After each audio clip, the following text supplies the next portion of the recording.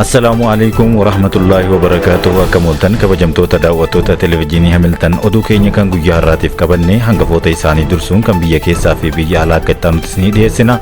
Hanga xumuraattiin waliin akka turtan isin affeeraa yuutuubii televezyiinii Hamilton sabskiraayib gochuun waliin tura.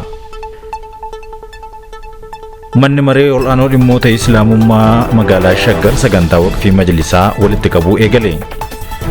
Weellisaan urjii Afrovision Burna Boy Islaamummaa fudhate. Mootummaan Suudaan magaalaa teessoo bulchiinsaa haarawaa ijaaruudhaaf gargaarsa ogummaa Masrii gaafate.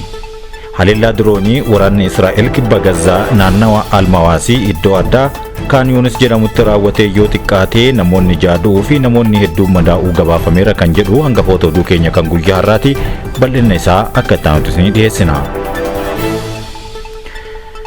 Manni maree ol'aanoo dhimmoota Islaamummaa magaalaa Shaggar sagantaa waqfii majlisaa eegale. Manni maree ol'aanoo dhimmoota Islaamummaa magaalaa Shaggar sirna galii sassaabuu waqfii gamoo majlisa Shaggar guyyaa kaleessaa eegalee jira.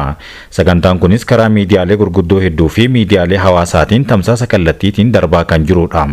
Sirna baniinsaa kana irratti pirezidaantii mana maree ol'aanoo dhimmoota Islaamummaa naannoo Oromiyaa Ustaaz Gaalii Muktar, walitti qabaa ulamoota Itoophiyaa Dr. Alii Jimmaa yookaan Alii Muhammad, mana maree waliigalaa dhimmoota Islaamummaa Itoophiyaatti itti waamamaa hajjii fi umraa kan ta'an Dr. Muhammad Saalih Jamaalii fi keessummoonni kabajaa biroon akkasumas dhiibbaa uumtonni miidiyaalee hawaasaa hedduun argamanii jiru. Sagantaa galii sassaabuu waqfii majlisa Shaggar kun guyyaa har'aa fi boruus kan itti fufu ta'uun beekameera. Walitti qabaan mana marichaa Dr. Amaan Guddataa hawaasni musliimaa biyya keessaa fi biyya alaa jiru hundi baatii kheyrii kana keessa hojii kheyrii kana irratti akka hirmaatan jechuun waamicha dhiheessaniiru. Weellisaan urjiin Afrovision Burna Boy Islaamummaa fudhate. Dhalataa Naayijeeriyaa kan ta'e weellisaan beekamaan addunyaa fi urjiin Afrovision Burna Boy Islaamummaa fudhatee jira. Burna Boy amantii Islaamummaa fudhachuun dura weelluudhaan yookaan sirbaan kan beekamu yoo ta'u, awwaardiiwwan hedduu injifachuun akkasumas awwaardii hedduu cimaa ta'e Giraamii awwaardii hanga yoonaatti injifachuudhaan nama adda duree ta'eera. Yeroo ammaa kanas amantii Islaamummaa fudhachuu isaatiin dhiheenya kana miidiyaaleen hawaasummaa irratti akkaan qoodamaa jira. Kana duraa viidiyoon yeroo inni Rabbiin galateeffatu bahee ijoo dubbii tahee turuun isaa ni yaadatama.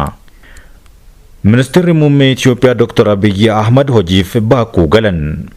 Ministeerri muummee Itoophiyaa Dr. Abiyyi Ahmad walitti dhufeenya biyyoota lamaan gidduu jiru cimsuu fi kaayyeffachuu kan ibsan yoo ta'u, daawwannaa hojiitiif guyyaa har'aa Azerbaajaan galaniiru.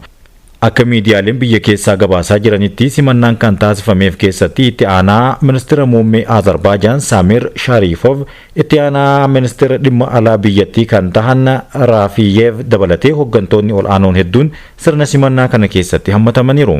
Daawwannaan kun affeerraa mootummaan pirezidaantii Azerbaajaan Ilham Aliyev baatii ammajjii keessa Finfinneetti taasisan irratti hordofuun kan taasifamedha jedhan. Waamicha daawwannaa kun kan dhihaate ministeera muummee itti aantuu pirezidaantii faawundeeshinii Haydar Aliyev kan Azerbaajaan Laayilaa Aliyaavaa waliin kan taasisan keessatti akka tures himaniiti kan jiran.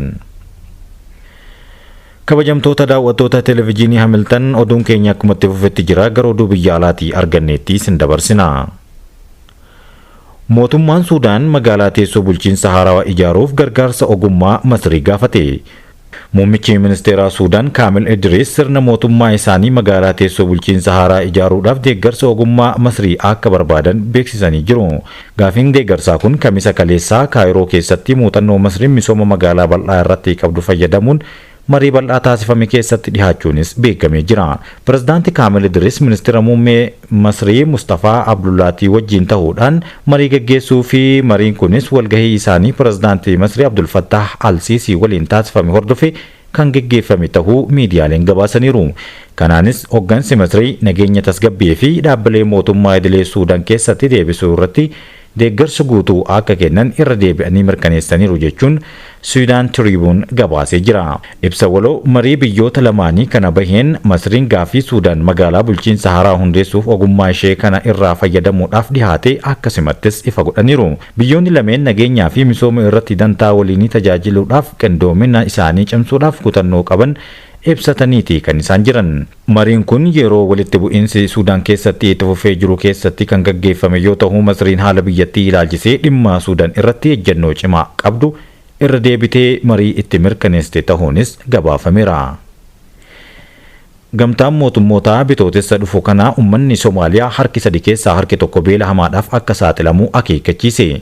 Dhaabbanni mootummoota gamtoomanii uummata Somaaliyaa keessaa harka sadi keessaa harka tokko bitootessa dhufu kana beela hamaadhaaf akka saaxilamuu danda'an akeekkachiiseera. Lakkoofsi kun baatii gurraandhalaa kana keessa eegalee namoota miiliyoona 1.7 dabaluun kan ibsamedha.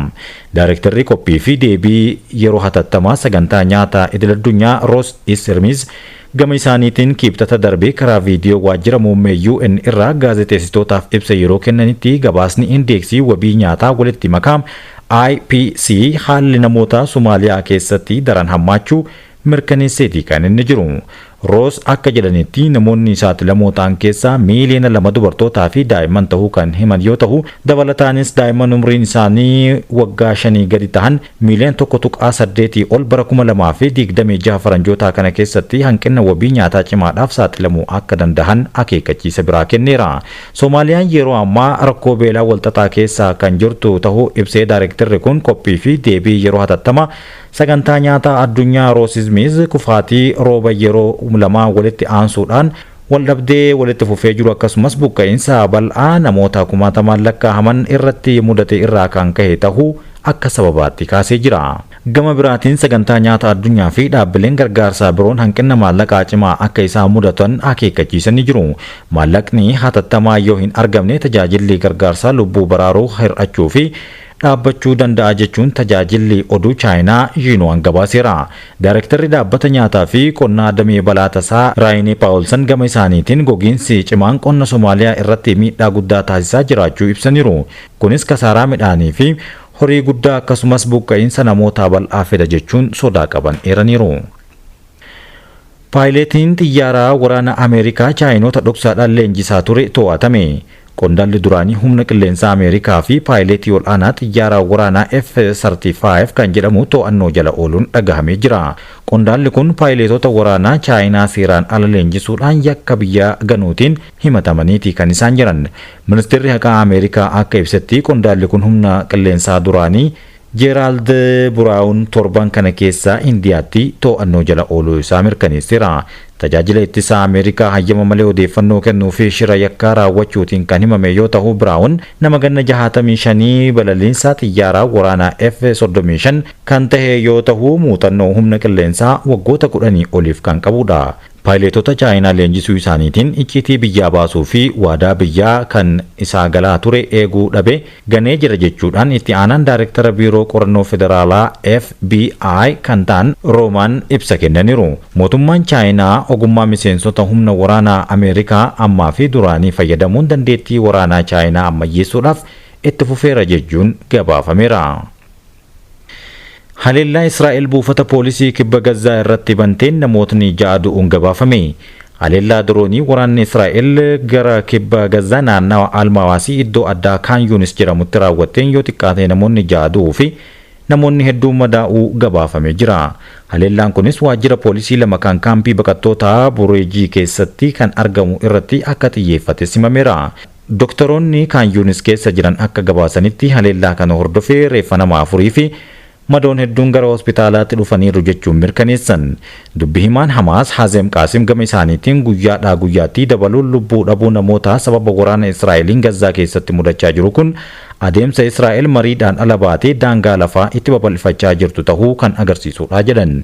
Itti dabaluunis Israa'el lubbuu Falastiinota nagaa baasuu itti fuftee jirti jechuunis himateera. Kan gabaase Aljaziiraadha. Chaayinaan walga'ii siyaasaa murteessaa dursitee qondaaltota waraanaa 9 aangoo irraa kaasuun dhagahame. Chaayinaan walga'ii siyaasaa waggaa guddaa fi murteessaa torbaan dhufuuf gaggeeffamu dursitee qondaaltota waraanaa 9 dabalatee aanga'oota biyyattii 19 aangoo irraa ari'uun ishee beekameera. Namoota aangoo irraa kaasuun kun qaama seera baastuu ol aanaa biyyattii koree dhaabbii National People's Congress kan ta'e beeksiseera. Aanga'oota kana sababbiin kaasaniif ifatti wanni himamee jiraachuu baatullee pirezidaantii Xi Jinping jeneraalota ol aanoo biyyattii hedduu akka aangoo irraa ari'an himaniiru. Xi Jinping erga aangootti dhihaatee kaasee malaammaltummaan paartii kooministii yaaddoodhaaf hunda caaluudha jechuun duula walirraa hin cinne gochaa jiraachuun kan beekamanidha. Haa ta'u malee qeeqxonni tokko tokko akka jedhanitti malaammaltummaan morkattoota siyaasaa ittiin maqsuudhaaf akka meeshaatti kan ittiin fayyadamu jechuun qeeqaniiru. Iraan lola Paakistaanii fi Afgaanistaan gidduutti bifa haaraan ka'ee dhaabsisuudhaaf waamicha jaarsummaa dhiyeessite. Paakistaanii fi Afgaanistaan bifa haaraan lolatti seenuu hordofee Iraan isaan jidduu seenuudhaan araarsuudhaaf waamicha dhiyeessiteerti kan jedhu gabaasni baheera. Ministeerri dhimma alaa Iraan Abbaas Araghchi biyyoonni lamaan waraana dhaabanii maritti akka deebi'aniif waamicha dhiyeessuun Iraan ijaarsa araaraa taate walitti isaan fiduudhaaf qophii xumurteerti jechuun X irratti barreessan. Paakistaanii fi Afgaanistaan garaagarummaa isaanii marii fi miira obbolummaatiin furachuu qabu jechuunis waamicha biroo dhiyeessaniiru. Kana duras Paakistaanii fi Afgaanistaan daangaa irratti yeroo walitti bu'an Iraan jaarsummaadhaan walitti fiduuf waamicha gootii kan turte ta'uun ni yaadatama. Paakistaan humnoota Taalibaan loltoota koo ajjeefaman jechuudhaan Kaabuul dabalatee magaalota Afgaanistaan irratti haleellaa cimaa raawwachaa jirti. Bulchiinsi Taalibaanis lolatti narratti baname jechuudhaan naannoo daangaa Paakistaanitti haleellaa cimaadha jedhame banuu beeksisee jira. Jaappaan saffisa intarneetaa saffisa addunyaa irratti galmeessisuudhaan riikaardii haaraa galmeessite. Hooggantuun teeknooloojii Jaappaan saffisa intarneetii faayibara ooptikaalaa irratti galmeessisuudhaan riikaardii addunyaa haaraa galmeessite. Sekoondii tokko irratti peetaabilitii 1.2 gahuun riikaardii cabsiteerti jedhame. Saffisni haaraan kunis sekoondii tokkotti meeggaabaaytii miiliyoona 100 ol jedhamee kan shallagamu yoo ta'u, kunis saffisa intarneetii biroodbaandii giddugaleessaa har'a addunyaa irratti argamu irraa gara dachaa miiliyoona 4tiin saffisa jechuun dhagahameera. Saayintistoonni Jaappaan hojii kana galmaan gahuu fi keebilii faayibara ooptikaalaa kiiloomeetira 1800 fi wirtuu 19 qabu fayyadamaniiru jechuun gabaasni baheera. Bu'aan kun milkaa'ina teeknooloojii laaboraatoorii keessatti galmaa'ee ta'us tajaajilli intarneetii addunyaa gara fuula duraatti hamman saffisaa ta'uu akka danda'u agarsiisa jedhamee abdatameera. Saayintistoonni kunneenis teeknooloojiin kun sarara qunnamtii jiru keessatti salphatti walitti makamuu akka danda'u ibsaniiru. Kabajamtoota daawwattoota televezyiinii Hamilton, oduun keenya kan guyyaa har'aatiif qabanne kan hanga ammaatti daawwattanidha. YouTube televezyiinii Hamilton sabiskiraayib gochuudhaan waahila ta'aa waliin turaa isiniin jenna.